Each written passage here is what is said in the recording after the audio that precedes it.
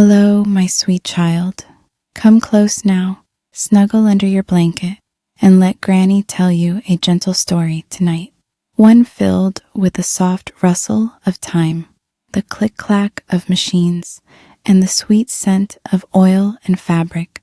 Tonight, I'm going to whisper to you about my very first job, back in the 1950s.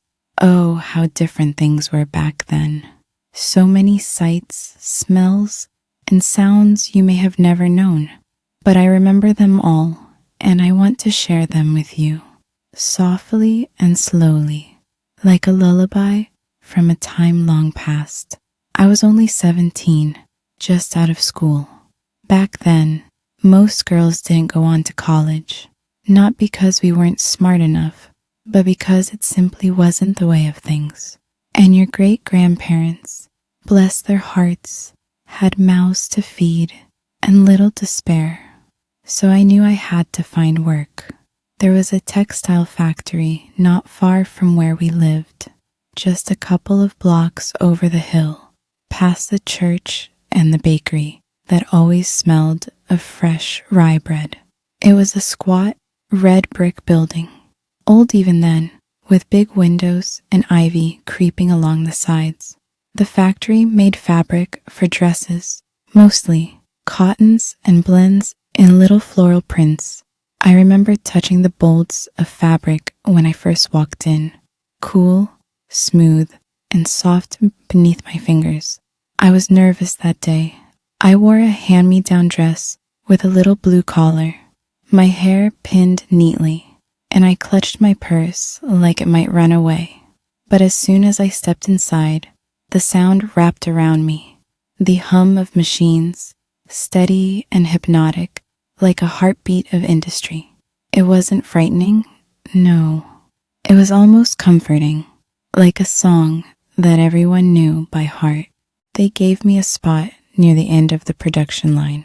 My job was simple, to inspect the fabric for flaws, little knots, tears, or snags, and to snip them out gently with small silver scissors. I had to be quick but careful.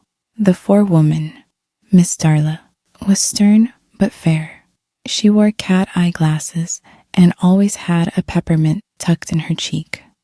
I came to admire her greatly. She moved with such purpose, such poise. I remember thinking, I want to be that sure of myself one day. The other girls on the line became fast friends. We whispered to each other during breaks, shared sandwiches, and giggled over the radio tunes that played in the background.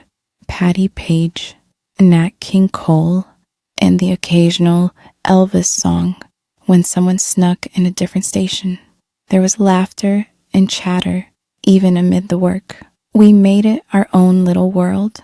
I earned just $1.10 an hour, which may sound like so little now, but to me, it was gold. I'd take the bus home with a small brown paper bag of goodies for the family, a bit of cheese, a tin of peaches, or sometimes a tiny bottle of rose water for Mama. She'd dab it on her neck and smile at me, proud as anything. It wasn't glamorous work, my dear. My hands grew rough from the fibers, and the shifts were long. Sometimes the machines would jam or the lights would flicker, and we'd all stop, waiting for someone to fix it. But there was something peaceful about it too, a rhythm, a purpose. Each piece of fabric I touched was going to become a dress, maybe for a girl heading to a dance or a woman going to church. I liked that thought, that I was part of something bigger. Sometimes I wonder what would have happened if I'd chosen a different path. But that job taught me things no book ever could. I learned patience. I learned how to take pride in even the smallest task.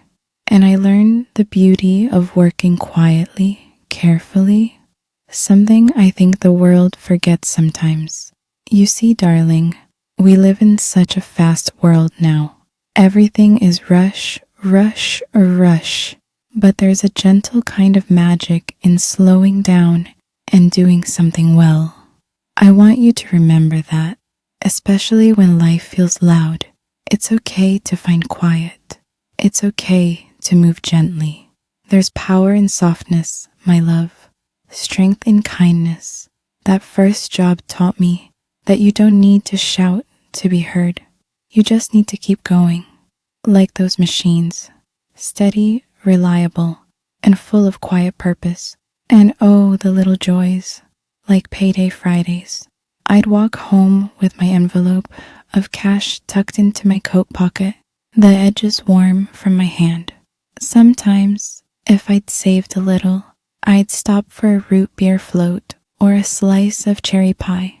You know, I think that's what happiness is sometimes. Just those tiny treats after a long day of doing your best. You might be wondering, was it hard being a young woman in the 50s? Well, yes and no. We were expected to be proper, polite, and never too bold. But within those rules, we carved out our own power. We supported each other. We whispered our dreams in quiet corners. We shared lipstick shades and secret hopes. And sometimes that was enough to keep us going. I remember one day there was a small fire in the storeroom. Nothing too serious, but enough to send us scattering like startled hens. I dropped my scissors and ran with the others, only to stop and go back. I couldn't leave without my lunch pail. It had a photo of my baby brother tucked inside. That's how sentimental I was, even then. I still have that picture, you know. It's faded, but every time I look at it, I remember the scent of cotton and oil and the feeling of that factory floor beneath my feet. My sweet one, I want you to know, whatever your first job is, whether it's in a bustling cafe, a quiet library, or a busy office, treat it with care. Every moment teaches you something. Every task, no matter how small, has value. And you, my darling, have so much to offer. The world may not always notice quiet workers, but they are the ones who keep everything moving. They are the heartbeats of every business, every community. So don't be afraid to start small. Don't be afraid to make mistakes, to ask questions, to begin again. That's how we grow. And when it's hard, when your feet ache and your spirit feels tired, remember this story. Picture your old granny, 17 years old, snipping fabric and humming along to the radio, dreaming of a better life. And remember how far she came. You will go even farther. You have a light inside you, my dear, a soft, steady glow. Let it shine, even in the quietest places, especially in the quietest places. Now rest your eyes, little one.